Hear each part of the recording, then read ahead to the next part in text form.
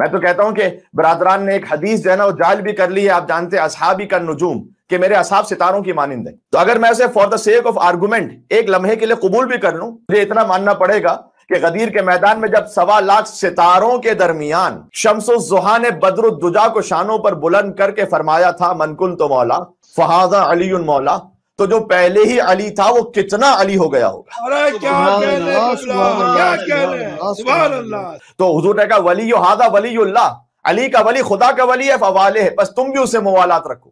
وعدو ھذا عدو اللہ فعادہ، علی کا عدو خدا کا عدو ہے، تم بھی اس سے تعلق نہ رکھو. یہ معیار دیا حضور، اور اس کی وجہ بھی ہے. جابر ابن عبداللہ انصاری سے روایت عمالی شیخ طوسی میں موجود ہے کہ حق علی علی ھذہ الامہ کحق الوالد علی الولد، حق علی علی ھذہ الامہ کحق الوالد علی الولد. یہ حضور نے فرمایا علی کا حق امت پر ایسا ہے جیسے باپ کا حق اولاد پر ہوتا ہے. باپ اپنی اولاد کو وہ امر بھی کر سکتا ہے، کسی شے سے روک سکتا ہے، انہیں کو حکم دے سکتا ہے. بس باپ جب اپنی اولاد کو امر کرے یا کسی شے سے نہیں کر دے تو اس میں فرق یہ ہے کہ آپ باپ سے خطا ہو سکتی ہے، باپ کا احترام ضرور ہے، لیکن باپ سے کبھی غلطی اور خطا ہو سکتی ہے.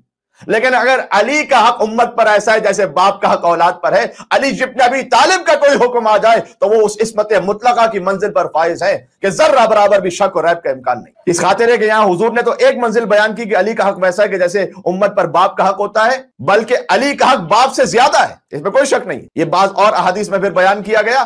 میر انیس علیہ رحمہ فرماتے ہیں یوں امت رسول پہ ہے حق مصطفیٰ، یوں امت رسول پہ ہے حق مصطفیٰ، حق جس طرح سے ہوتا ہے بیٹوں پہ باپ کا. بھائی سب سے پہلے تو نبی مکرم سے بات شروع ہوگی نا.